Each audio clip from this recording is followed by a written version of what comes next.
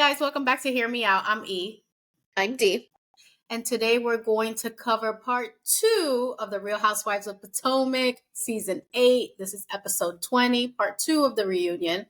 And man, oh man, I don't know whether I am excited that it's almost over. Am I tired that we're rehashing some dumb stuff again? I don't know how I feel. But we're going to read an article from Reality T and, of course, give you our opinions on this episode. Yeah. Okay. So, Reality T, Justin Smith is the author of this recap. It is titled Real Housewives of Potomac Season 8 Reunion, Part 2 Recap, a teary-eyed showdown. Okay, get your triangle ready. Look, Real Housewives of Potomac Season 8 Reunion Part 2 has arrived, and sheesh. It was quite the emotional roller coaster as the ladies dished on divorce, death, and DMs that went ignored. Last week, Andy Cohen set an intention for the women to move past their nonsensical drama and work toward finding a path forward. During Part 2 of the Season 8 reunion, the women continued trying to find those paths. The results varied. Here's what went down during the reunion. Mia put it all on the table. When does she not? I was about to say the same thing. She gave us some and then some more. Yes. Okay, so the reunion resumed with Mia trying to explain her current state of affairs. In part 1, she talked about how Ink, her new boo, thinks that her son Jeremiah is biologically his. A simple paternity test will put this to rest for good. However, Mia said she feels pretty confident that Jeremiah is Gordon's son. She made it sound like Ink's paternity claim was more like wishful thinking. Earlier in the season, Karen accused Mia of sleeping with the rapper. During the reunion, she admitted that she was talking about Ink. However, Mia once again reminded us that he is a radio personality. He's not a DJ. He's not a rapper. He's a radio personality and he's in 20 markets. Side note, Nneka might have had the funniest line of the night when she said that Mia was in 20 markets too. Mia was trying to explain her living arrangement with Gordon when Nneka made the quip, but it seems like no one else heard. We love a sniper from the side. During the reunion, Mia also added more context to the timeline between breaking up with Gordon and rekindling her flame with Ink. She made it clear that she didn't leave Gordon for Ink. Her separation from Gordon was because of his abrasive personality, and she claimed it had nothing to do with money. With money, Ink, or anything else we might have suspected. So what's next for the estranged husband and wife? Mia said she can't legally file for divorce until June 2024. Mark your calendars. So before we move on to the next portion, what did we think about Miss Mia and her shenanigans? I can't keep up with her shenanigans. Particularly with this topic, I'm a little disturbed just because, like Karen said, children should stay out of it. Yeah. She brought up a good point when she said, he's going to see this. It's going to probably make him feel uncomfortable, which we know, friends whoever watches the housewives are going to bring it up to him. That's going to put the child in an uncomfortable situation. Yeah. And it's uncalled for. Like, what does Mia say? I believe it's Gordon's. I'm like, a paternity test would have fixed all this. Squash beef. Like, you're just lingering the inevitable, I guess. And it's not fair to the child. Yeah. So this is just a very uncomfortable topic to me. And it seems like she's entertaining this whole, well, Ink thinks it's his. No, is it or is it not? Let us know so we can move on because I'm tired. But I do think that she left Gordon because he was broke. Well, the reason being, when we saw this whole season, she always said, well, we have to move to this little apartment or, we don't have a nanny anymore. Everything was very like monetary. Yeah. So of course, with everything that went down with their business, they don't have the funds to do XYZ, the extra funds. So I think that really hurt her and her lifestyle and whatever she wanted to be or presume. So that, and I think, Gordon being probably a little older, Ink is her speed probably. So I think all that contributed to the overall decision. What do you think? I think that same as you, the kid should not be in the middle of this. It's not cute for Ink to think he's the daddy. It's Yeah. not cute for him to be wishfully, oh, that could be my no. Yeah. Um, You don't need to be confusing the child at all. Like, no, yeah. because like Karen said, and like everybody else said, kids see these things. You can't hide them or shield them and protect them forever from this sort of information, especially when they go to school. There's other kids who probably have access to these things and can tell them this information. Like, it's Mm-hmm. bad enough that they're not getting the information from their own parents, right? True. You're going to hear it from someone else. It creates a bigger confusion. And then it can also create just negative feelings towards his own parents because of how everything is going. I'm Mm-hmm. really surprised that Gordon hasn't demanded a paternity test. I understand that he feels as his son no matter what. That's great. But for the sake of the child, you should just go ahead and do that and just Yeah. get it out of the way. Like, I don't see why that information is so difficult for them to, I guess, like, find out if Mia is so certain that he's Gordon's. It just doesn't really make any sense. And as far as like the timeline and their situation and all that, it seems wonky. It doesn't really make too much sense. But I think that it's interesting, like, if the roles were reversed, if it was Gordon going out with a younger woman, going out with an old flame or whatever, there wouldn't be as much emphasis on it. And I think it's very much like a sexist kind of Yeah. thing. Double Um, standards. the what? The double standards. Yeah, yeah, for sure. Double standards, because I mean, Mia's a grown woman. She's allowed to do whatever she wants. Yeah. And I say that with the one caveat about the kids. That's it. Like, do whatever you want, is your life. But your kids should be, at the very least, well, they should be protected and shielded from these things. I know you can't always do that, but at least prepare them Mm. for what could come. So, yeah, like her and the guy, it still kind of gives me like, ugh, you know, with the whole situation in Gordon and everything. But again, she's a grown woman; she can do what she wants, and I'm kind of tired of their story now. I was also a little bothered when Andy asked, "Did you think that you were going to end up with ink sometime in the future?" Oh, I And didn't. Mia was like kind of stumbling a little, but she eventually said yes. And that was a little sad to me. I don't know if I'm like the hopeless romantic, but here she is. Let's say she didn't marry for love, I mean, for money, and it was love and all, whatever it was. Yeah. So it was kind of doomed from the start because you were always kind of thinking about being with Ink, or maybe we're still in love with Ink, and Gordon was a placeholder or somebody who could provide. So I felt bad in that aspect. Not to excuse the things that Gordon has done, Right. because obviously he has some control issues. Latinas over here, we would have thrown a chancleta already. Like, who you talking to? Um, but I'm kidding, not kidding, but kidding.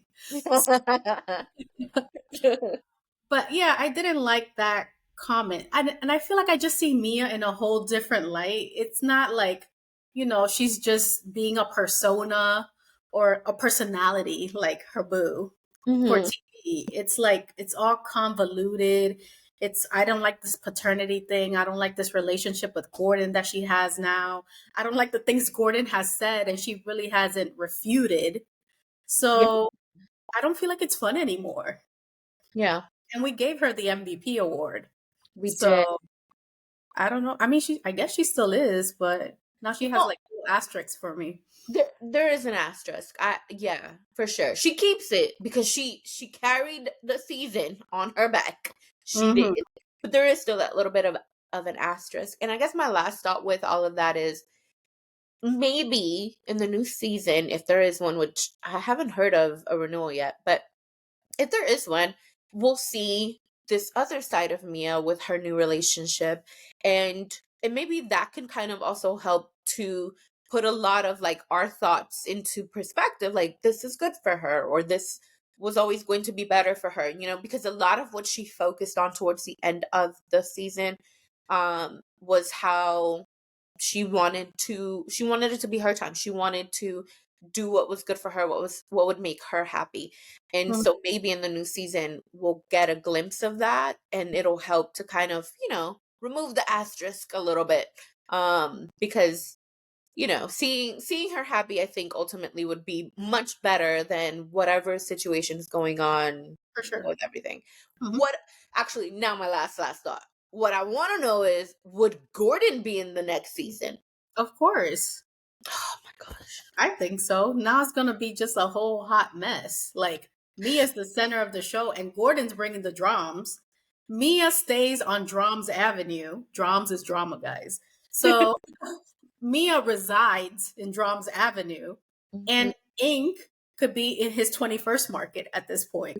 So No, she didn't. I guess we want to see it.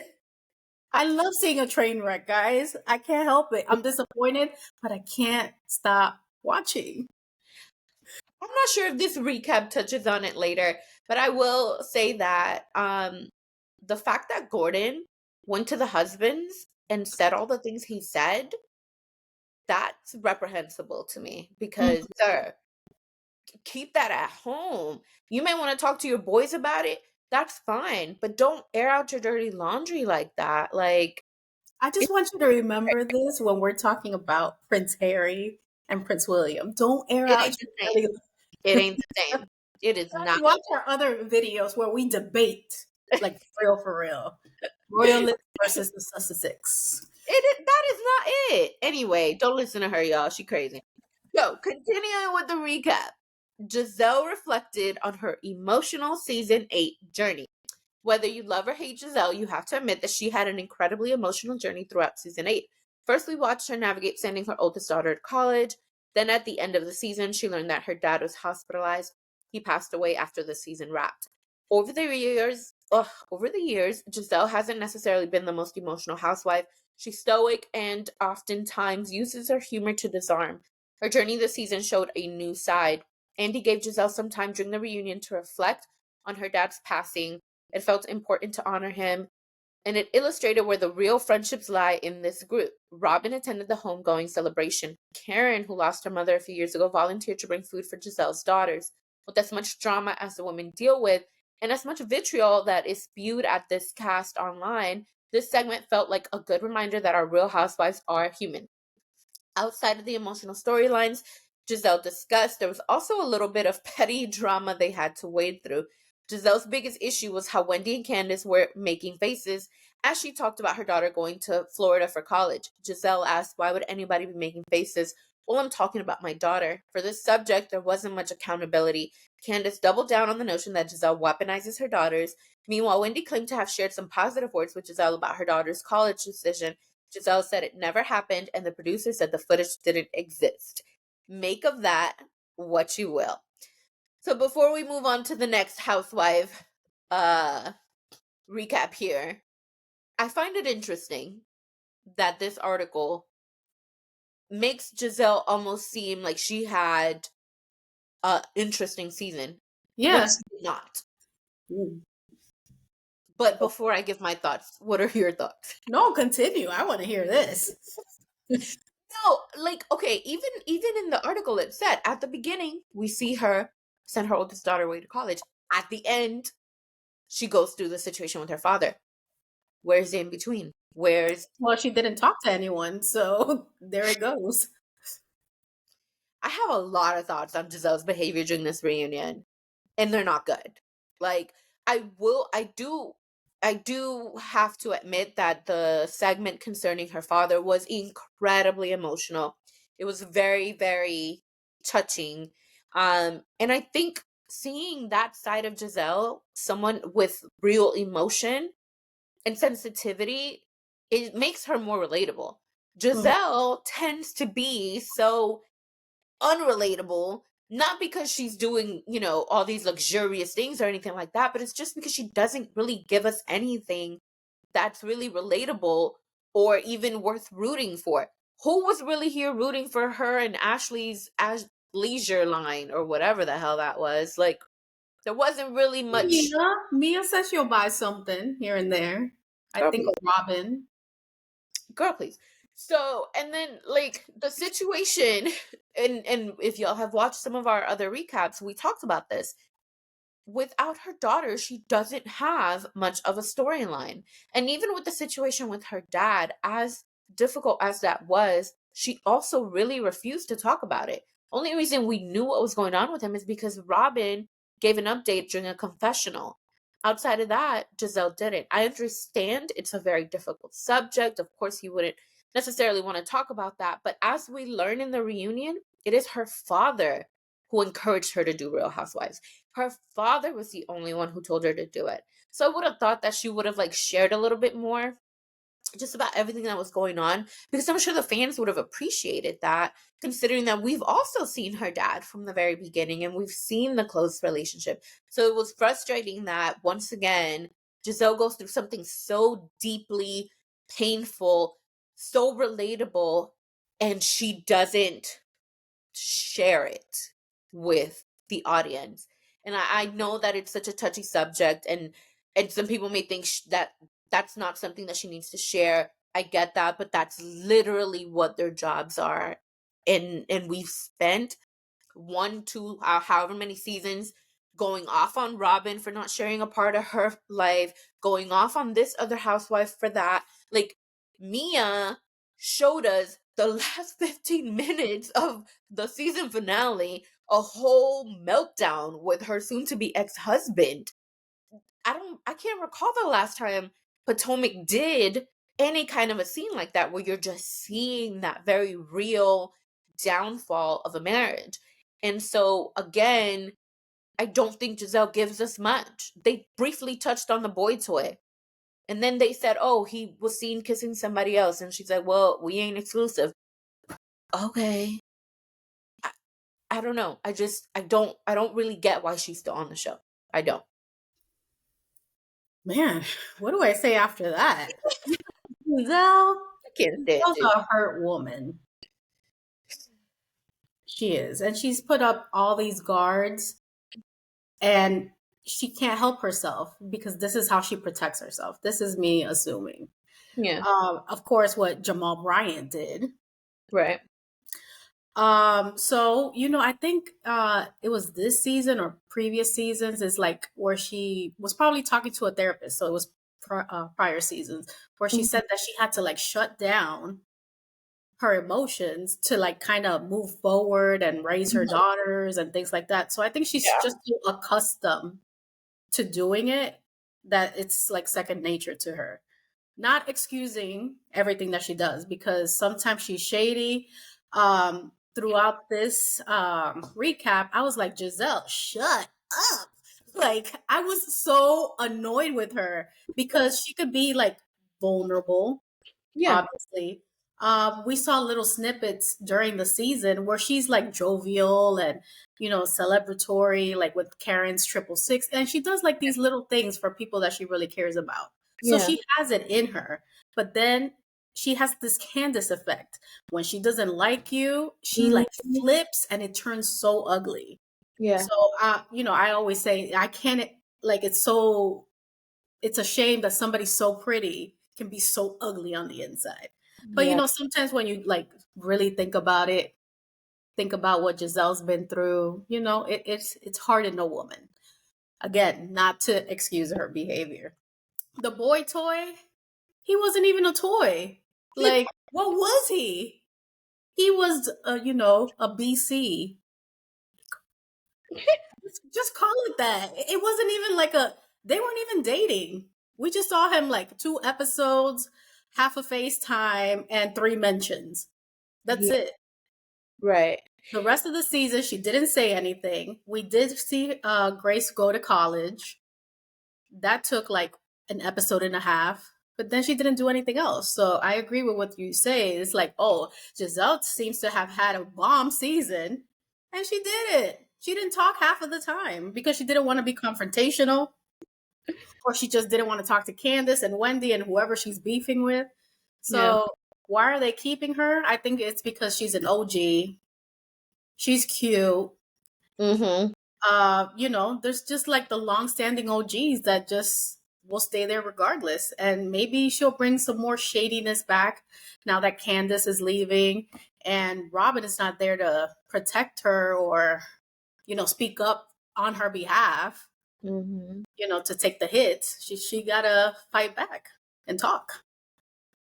We'll see if she does, but I don't know. I just think like she's just taking up space now that another housewife could actually help to make the season watchable. Andy said it from the very beginning of the reunion. It was a frustrating season. If it was frustrating for your boss, ma'am. Imagine how we feel. But if we really think about it, all right, so Candace is not coming back. That's a person she didn't speak to. Yeah. Robin, her bestie's not coming back. So technically, that's the person she spoke to the most. So that Right. leaves her alone in an island.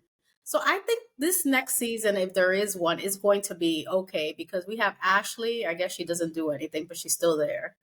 Let's start with Karen. Karen is straddling some fence. We're still trying to figure out what she means.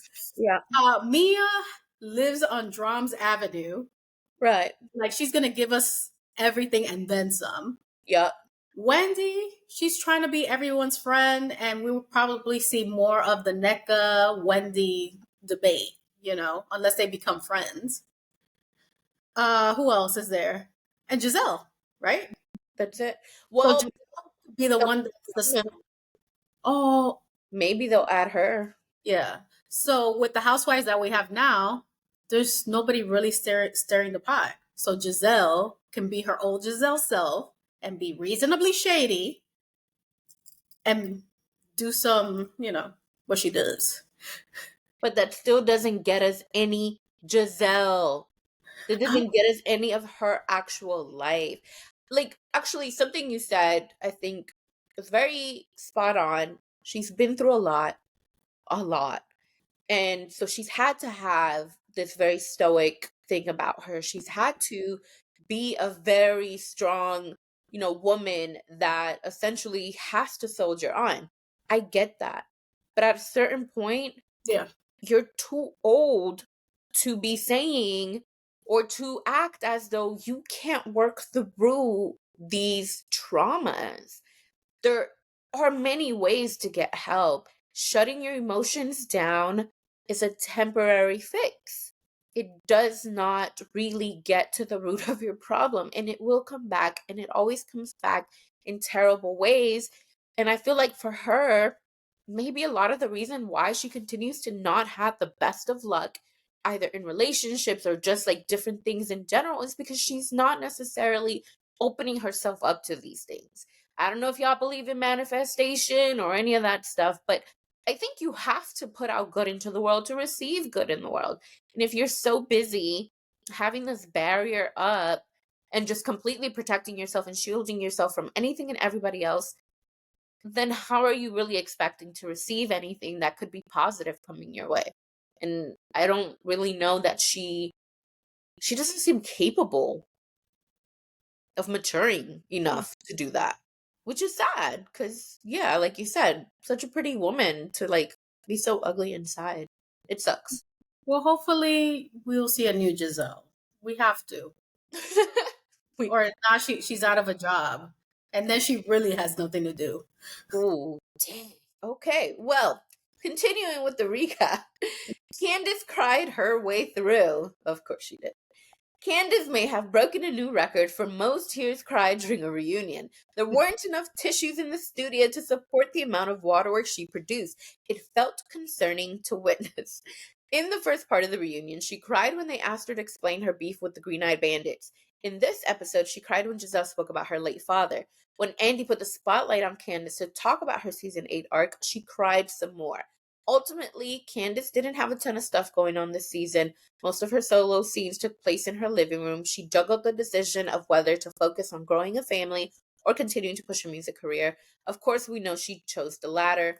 Candace also faced a health scare this season after finding a lump in her breast. During the reunion, she tearfully revealed that the mysterious lump shrunk down on its own.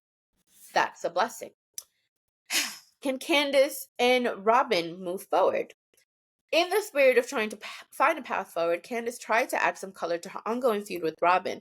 She learned that after last year's reunion, Candace casually sent a DM, or we learned, that she sent a DM to Robin and was shocked to learn that Robin was upset with her. Candace claimed that Robin ignored her for weeks. When the news dropped about Juan's questionable behavior and Robin seemingly hiding it from the show, Candace said she had no choice but to attack her castmate on social media.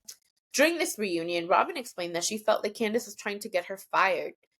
Robin also said she was extremely hurt and uncomfortable by the colorism accusations and the comments Candace made about Giselle having white privilege. Once again, we were back to rehashing season 7's drama and Candace's social media antics. When the ladies started wading back into the colorism conversation, Giselle proclaimed that she was proudly black and never afraid to talk about race. Candace clapped back and said that Giselle only talks about race when it benefits her.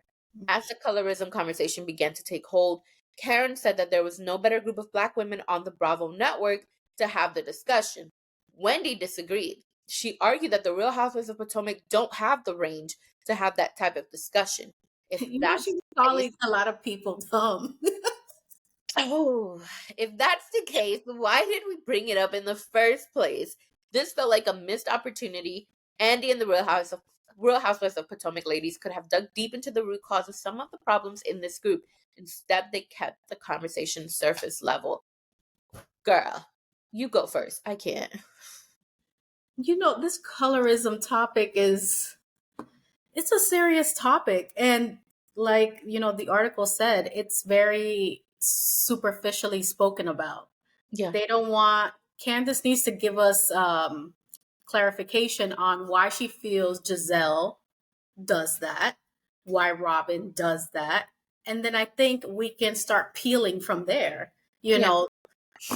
And they said that Candace said that she doesn't believe there's colorism in the group, but then she goes on this shouting match and said what she said on season 7. And then again, we're still talking about it. We clearly see some kind of divide. Maybe it's an unconscious colorism thing, or maybe it's just clicky. Um, but yeah, I don't know if I agree with Wendy or not. I think some people may think they're too smart to have a discussion with other people, but they're not getting to the root cause. And I Yeah. think it's very hurtful to say to somebody like Giselle and what's her face? Robin? Robin, because they do have darker skin kids, you know. So maybe they're not dealing with the colorism, with the privilege. Maybe their kids are not dealing with the privilege that they're dealing with, so they have to see it firsthand. Maybe how their kids are being treated versus the way that they're treated. So that's, you know, that dynamic, I think it's kind of difficult. And even Candace herself said on that podcast, I don't know if it was with the Breakfast Club or some other one, she said that she was afraid to have light-skinned children. All right. So, you know, now that goes the other way. It's like, okay, now you'll see maybe some privileges or something with the kids that you're not necessarily getting. Obviously, we know color is obviously seen, and people get treated certain kind of ways, whatever race you are, whatever ethnicity you are, whatever languages you speak, whatever traditions you have. We know these things. There's stereotypes. These are things that we have to deal with. But these ladies, again, talk about it on a surface level, and they're not trying to move forward and have like a real discussion about it to, you know, cultivate a friendship or at least some kind of how do you say this word? Which one? Camaraderie, friendship, Camaraderie. Crom. I can't, the accent, guys. Latina here, friendship. You know, trying to cultivate like a friendship so we can move the show forward. How do you Yeah. say the word again? Camaraderie. Crom. It's Girl, one of them there's days. no R at the I beginning, man. know. I think I'm trying to say Cromarty, like one of my friends' last name. But I'll practice later, guys. But you know what I mean. Um, well, so there's something that Candace said. Um, that I found interesting. She said that in her household, talking about race was commonplace, and so she never felt uncomfortable talking about race. Robin, on the other hand, was the opposite. She felt uncomfortable talking about race. And I think so for me personally, I've never had an issue talking about race because it was never an issue in my household to discuss race. And we knew of colorism, we knew of the different ways in which people were treated, and we witnessed it ourselves growing up because we either had darker skin relatives or darker skin friends. For both of us, we lived in a predominantly minority neighborhood and Mm-hmm. went to minority like schools, predominantly black and brown schools. So we grew up with a different sort of understanding about race because there were a lot of things we were not exposed to, but we knew there was differences, but we were not exposed to a lot of things until later on in life. And True. so again, when you are an adult, you are now responsible for yourself. You are now responsible for your own education and for the things that you are able to understand, to learn, to educate yourself on.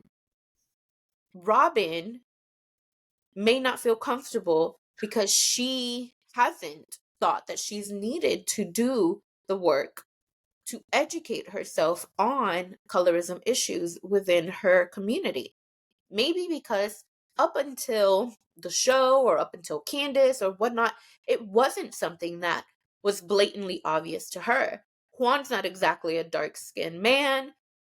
Their children are more or less in between their skin tone. So I'm assuming that they didn't necessarily have too many of those things, at least within the last few years, because she feels so uncomfortable with it. And with Candace, I feel like it's a wasted opportunity because of her antics and her way of getting so nasty about the way she attacks some of these women. It's a wasted opportunity because she's such an educated woman. I feel like she could definitely give a very, very like detailed explanation of what these issues are. I Yeah. think Wendy saying what she said was just not right. Um, because she shut down Karen. Here is a light-skinned black woman trying to say we can have this conversation and you tell her no we cannot. Because we don't have the range. Yeah. But at the same time, since Wendy has so much range, she could have led the conversation again. It's like, you know what? Let's hash it out. And she could have been a moderator, being like, okay, this, that, even though it kind of annoys me when the ladies interject and start asking questions to other castmates. It drives me wild. But Wendy, since she's so wise, she could have spoken and like led the conversation. Yeah, I totally agree. Wendy's a very intelligent person. I really like her. Some Hmm. of her antics has made me not like her as much, as well as Candace. But I think they are like one of the brightest ones in the group, Yeah. in my opinion. I'm not calling the other ladies dumb, but just the way they speak, the topics that they talk about, outside of the show and even within the show, I think that, they're very knowledgeable. So this would have been a perfect opportunity to lead that conversation and not necessarily squash it, but at least try to fix it some within the group. I think a lot of like their issues, major issues, stem from some form of resentment towards Mhm. the colorism situation, because it seems to be like a constant theme where there's always something to argue about because of X, Y, and Z. And I think it's like when you're already feeling negatively about somebody or resentful towards someone, anything they say or do is already going to make you that much more angry. You're Yeah. not going to want to deal with them. So there's Mhm. a lot of issues that could be resolved if they just talked about what it is the problems are. And also, just telling somebody your lived experiences can be illuminating because maybe you're not exposed to something like that. Maybe you're not aware that these things happen. And so if someone tells you, I went through this, that can help you see something that you hadn't noticed. And a lot of the time, people are ignorant, not necessarily because they want to be ignorant, but it's just maybe that's just how they grew up. It was something that wasn't a topic in their household, like how Robin said she felt uncomfortable. These are things that if you're not aware of it, then you don't know what to look for. But at the end of the day, as an adult, I would have thought that after they had that whole conversation during the season 7 reunion, they could have all gone and done some real deep like research and just like thought provoking conversations could have been had. And then Mhm. they didn't. So again, just a wasted opportunity. I don't know why the ladies continue to do this. Well, I hope that they have a seminar in season 9, and then they all go. We see them talking about, or discussing this topic, and will be illuminated as to what is being said, and hopefully these ladies can find some common ground. Yeah, for sure. Whew, okay, we're almost done, y'all. So here come the husbands. At the end of part 2, Andy brought out the husbands. Most of the men of Potomac got all gussied up to come to support their wives. Juan decided that he had more important things to do instead of supporting his wife. So Robin stayed alone. The article wrote this, but I definitely co-sign. I'm just saying. Giselle also said by herself, which we've all grown accustomed to at this point. Jeez. Dang, savagery. Andy did ask her about the status of her quote unquote relationship with Winter House star Jason Cameron. She said that more or less they're friends with benefits and they're both seeing other people. With one glaringly missing from the lineup, Andy asked the men, why is it important for you to come and support your wives? That should be an easy question to answer. Gordon, of all people, was the first one to jump in and answer. He simply wants to show up and support Mia. The fact that their marriage fell apart, yet he still showed up with a brave face to support Mia, says a lot about Gordon.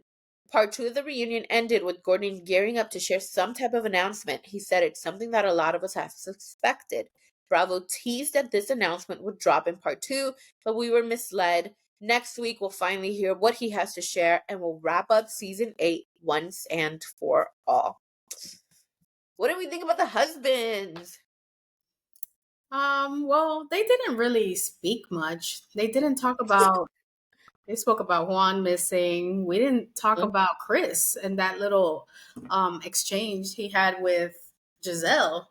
I was like, oh boy, here we go again, season 7. It's Yeah. getting old, guys. Come on. Yeah. Yeah. Uh, What are we doing here?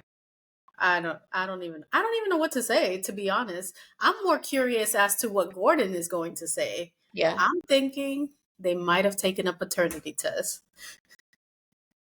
Oh. Huh. Maybe. Hopefully. I mean, what else is like pending I that don't we know. really want to It know? just seemed like they both were very emotional. And Mia already said, I know my body. Like, I don't know. I don't know. Um, I mean, I thought also that it could be something serious with Gordon's health. Yeah. But I have no idea what it could be. Me neither. Shout out to Ray though. Real MVP. He's there always. Always for his girl Karen. Always and forever. Love him. That's a solid couple right there. Oh yeah. An institution, like Karen likes to say. Karen and her tweaks. I know. He didn't even know what to say. He was so baffled.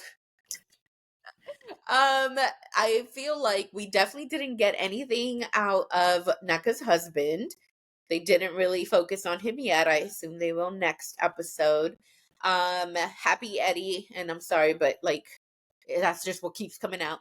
Happy Eddie apparently is doing very well with his cannabis business. Good for him. At least one person in the family is a great business man. And we also have Chris Bassett that was there, but maybe shouldn't have been. I don't think so. He looked grumpy. Yeah, like I'm all for defending yourself, but I just kind of felt like, bro, you said I'm not getting into this, and then you got into it. I mean, he didn't really. I did like that he was there, standing up for Candace, whether she was right or wrong. It's like, well, Giselle, you're entitled to your opinions and your feelings, and so is Candace. I think that when he spoke, Giselle listened, or had to at least pipe down a little bit because Giselle usually doesn't do that. So, I'm not comfortable with the husbands telling another housewife what to do, though. well, me neither. But some Giselle is one to dish. Yeah, Like the man is annoyed. Not that I like something like that. It honestly makes me uncomfortable. But yeah. she has been like attacking this man or saying, he made me feel uncomfortable. Obviously, we know that this was a detriment to his family, his business, whatever. So he's just fed up at this point. And it seems like that they were still going to talk about it because Robin brought up this whole, well, what about these texts about this girl? I'm like, Robin, I thought, weren't you defending him earlier in the season? And now you're like, well, you sent these pictures. What is it now? I know that you don't like Candace, but why are you even entertaining it? Robin should be the last person to say anything, considering how ardently she defended everybody against Juan Dixon. Mm-hmm. The la- the audacity of her hypocrisy, ma'am. Like what? How dare you sit there and try to play the victim, Yeah. but then you turn around and you like shade this man. It doesn't make sense. I feel like sometimes I'm Yeah. glad she's not coming back, but I feel like sometimes the things that she and Giselle do make things that much worse. We Yeah. have talked a lot about Wendy and Candace being problematic at times and how they can turn very, very nasty. But the way that Giselle and Robin can be nasty is also very disturbing Mm-hmm. because it just doesn't add up to me. It's like Robin was 1 second like crying and getting emotional because she's so uncomfortable discussing the whole colorism situation, but then 2 seconds later you're talking about a woman's husband's limp private part. Why? Mm-hmm. And then you question his credibility by saying, well, the woman detracted her detraction or something like that. And it's like, okay, but when people were asking you about the nail salon, the hotel receipt, the laundromat, Mm-hmm. what weren't you upset that people were bugging you about this stuff? Yeah. Weren't you upset that Giselle accused Juan of yelling at her? Mm-hmm.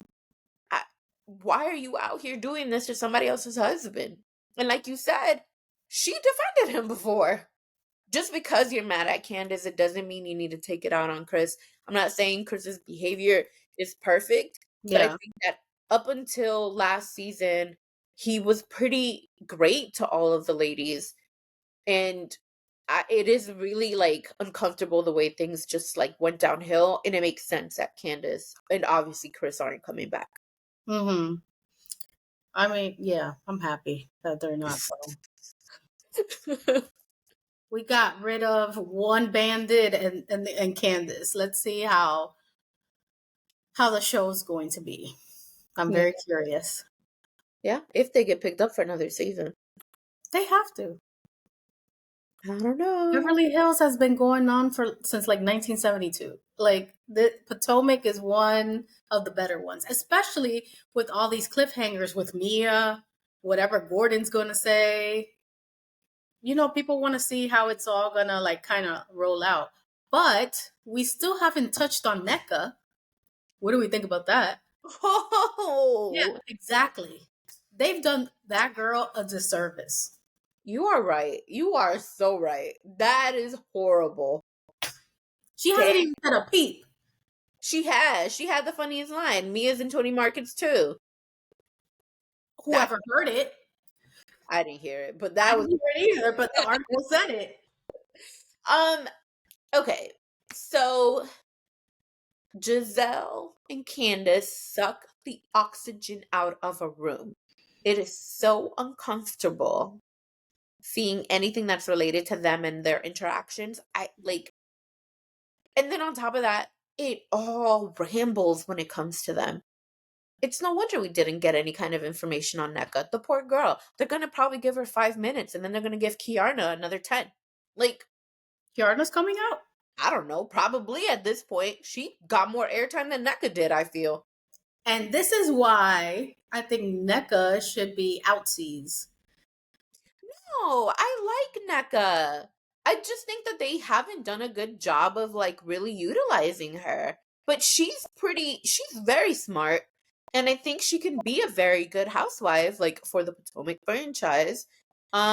Because she seems well put together, her life seems in order, and she's got some relatable plot lines to her, storylines or whatever. So I don't Yeah, know. but she also has to insert herself.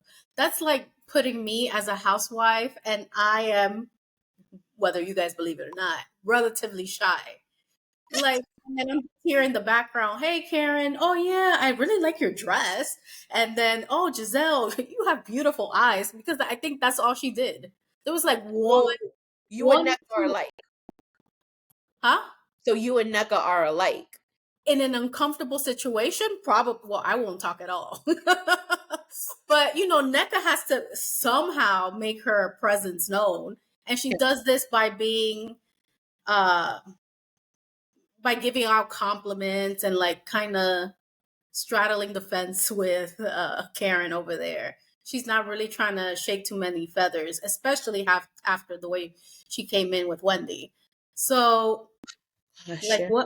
what is NECA doing? She needs to put herself out there more. How did Mia go from JV to starting in varsity first player by Girl, the drums? in like season in her first season, in the first episode, I think we found out about all of the plastic So, surgery work. see, so she wasn't even in JV at this point. She just went straight to the varsity team. She sure did. So that's what NECA needs. She needs some pep in her step. If not, she's gonna get booted out. Because I'm already bored. Well, maybe she'll have that next season if there is one, because if they bring on Kiarna or they bring a new woman, technically at this point NECA won't be the freshman anymore, and hopefully that'll get her out there a little bit. Maybe she's gonna bring somebody. Maybe she'll be the one. You know how like every year, every season, one of them introduces a new one. Ashley introduced NECA, and I never see Ashley with NECA now. But Yeah, maybe yeah, NECA. who's Candace? Yeah, that's true. I always forget that. Mm-hmm. But yeah, no, it's been an interesting ride. It's been a crazy, crazy season as far as some of the things we found out later in the season. Because other than that, it was atrocious and it was difficult to watch. But yeah, we've got one more episode, guys. Just one. We're almost done, guys. But that concludes today's episode. Let us know in the comments what you think about this recap and our own recap and our everything that we said about it. I know sometimes we are cutthroat, but sometimes I feel like it's well deserved. These ladies, they need tough love, but they better not come for me because I'll give them a smackdown. No, she won't. No, she won't. I'll take back the smackdown. A verbal smackdown. Oh No, my I God. just sound like Candace. I won't say anything, guys. I'll just be like, okay, all right, goodbye. That's what I'll say, okay? Yes. But if you haven't already done so, please subscribe, turn on the notification bell so you don't miss any of our videos. Also, please share our video. We're trying to grow our community so your friends could be our friends and we could all be friends. We also have social media, which Steve will tell you about. We are on TikTok and Instagram at Hear Me Out DNE. So please like, share, subscribe, comment, follow, all of the good stuff. You can also listen to our videos in podcast format via YouTube Music and Spotify. All right, guys, we'll see you next time. One more recap. Who's excited? All right, we'll see you next time. Peace. Bye. Bye.